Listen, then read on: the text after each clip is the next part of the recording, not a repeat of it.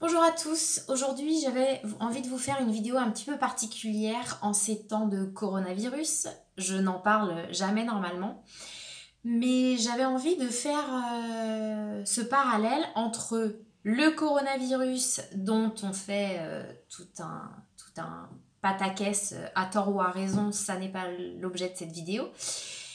Mais je trouve que c'est vraiment dommage que l'on ne s'occupe pas plus du virus de la maltraitance. Parce que en fait, la maltraitance, c'est un virus qui est très contagieux entre les êtres humains et qui brise des vies tous les jours, tous les ans.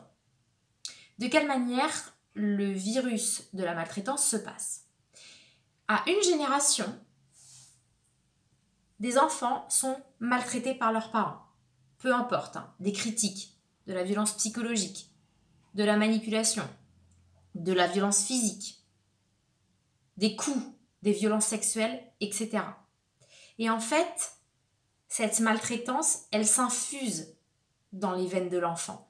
Elle génère de la colère, de la frustration, des croyances négatives, du manque de confiance en soi. Mais beaucoup de colère et beaucoup de frustration. Et si ces colères, si ces frustrations, si ce mal-être n'est pas libéré, à l'âge adulte, il y a énormément de chances pour que le parent, donc qui était enfant, l'enfant qui devient parent et qui a lui-même des enfants, devienne lui-même maltraitant avec ses enfants. D'accord? Donc c'est comme ça que ça va se transmettre de génération en génération. Bien heureusement, tous les enfants qui ont été violés ne violent pas. Tous les enfants qui ont été frappés ne frappent pas leurs enfants.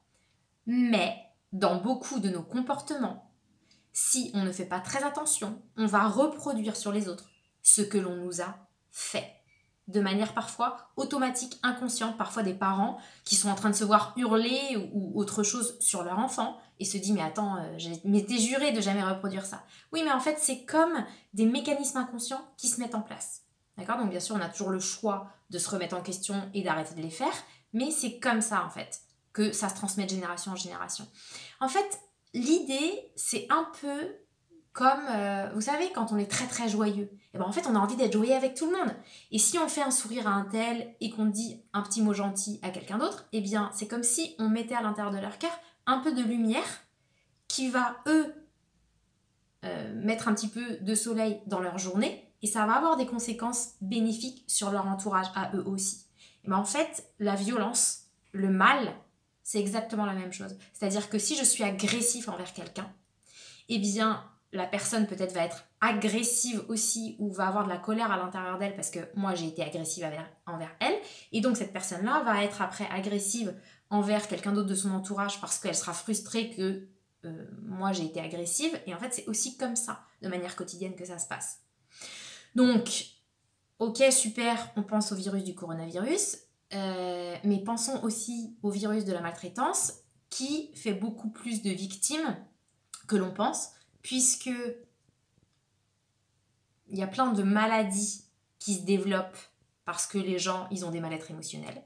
Il y a toutes les addictions qui se développent aussi à partir d'un mal-être émotionnel. Donc, il y a beaucoup de gens qui meurent du virus de la maltraitance.